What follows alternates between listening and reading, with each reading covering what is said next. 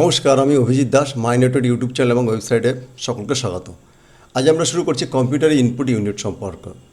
এখানে আমরা কিছু কম্পিউটারের ইনপুট যন্ত্র বিভিন্ন। তো সবার প্রথমে আমি জানি আগে ইনপুট যন্ত্রটাকে, অর্থাৎ কম্পিউটার একটা যন্ত্র এবং প্রত্যেক যন্ত্রের নির্দিষ্ট কোনো একটা ইনপুট লাগে।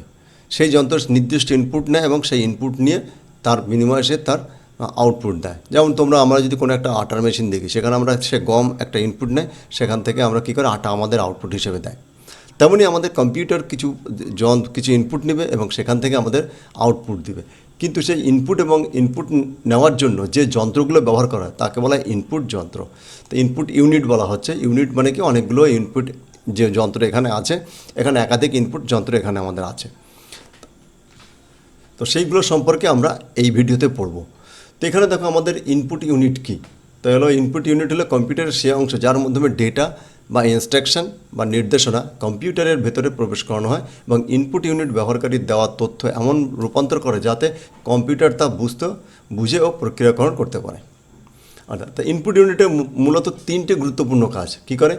অ্যাকসেপ্ট ডেটাকে অ্যাকসেপ্ট করে, কনভার্টিং ডেটাতে কনভার্ট করে। এখন এখানে কত ডাটা প্রথমে অ্যাকসেপ্ট করছে, আবার কীভাবে কনভার্টিংয়ে ডেটা কনভার্ট করে এবং তারপরে সেন্ডিং ডেটা সেন্ড করে।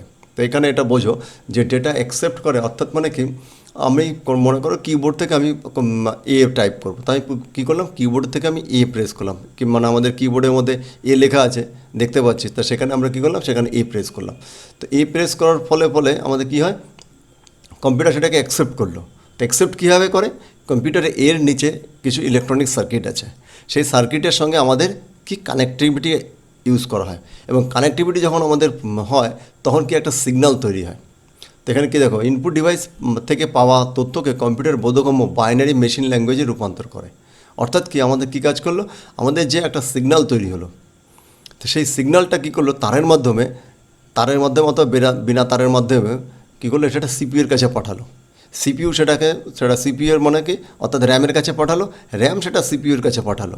সিপিইউ সেটাকে প্রসেস করে দেখলো যে সিগন্যালটা কিবোর্ড পাঠিয়েছে সেটা কি, এবং সে তখন কী করলো, তখন সেই সিগন্যাল অনুযায়ী আমাদের নামক একটা কোনো পিকচার আছে, সেই পিকচারটাকে কী করলো, অ্যাক্টিভ করে দিল এবং আমাদের কম্পিউটারের মনিটরের পর্দায় সেটা আমরা দেখতে পেলাম।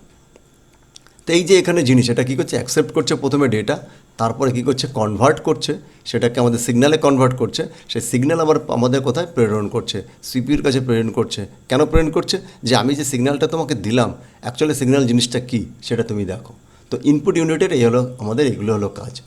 তো এর ইউনিটের গুরুত্ব কী, অর্থাৎ কম্পিউটারে কার্যকর করে তোলে এবং ব্যবহারকারী কম্পিউটারের মধ্যে যোগাযোগ স্থাপন করে তথ্য প্রক্রিয়াকরণের জন্য প্রাথমিক ধাপে চিহ্ন। অর্থাৎ কি, আমাদেরকে যদি ইনপুট ইউনিট না দিই, আমি ইনপুট কে নেবে, কম্পিউটার নিজে কোনো ইনপুট নিতে পারে না। তো এখন বর্তমানে বিভিন্ন অটোমেটেড মেশিন আছে, সেও নিতে পারে, কিন্তু সেই ইনপুটগুলো কি আমাদের মানুষের দ্বারা তৈরি হয়।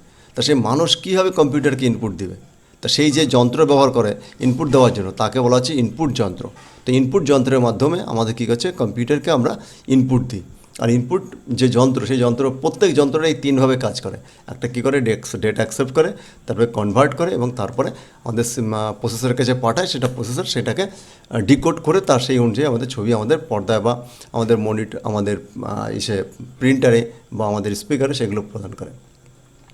তো এখানে ইনপুট ইউনিটের প্রকারভেদ। তো আমরা অনেকগুলো ইনপুট ইউনিট আছে, আমরা পরবর্তী ভিডিওগুলোতে আমরা পড়বো। এখানে আমরা সবার প্রথমে আছে কিবোর্ড, তো আমরা পরবর্তী ভিডিওতে আমরা কিবোর্ড সম্পর্কে পড়বো। আজকে ভিডিওতে এখানে আমরা রাখছি। তোমাদেরকে অনেক ধন্যবাদ। এই চ্যানেলকে লাইক, শেয়ার এবং সাবস্ক্রাইব করবে।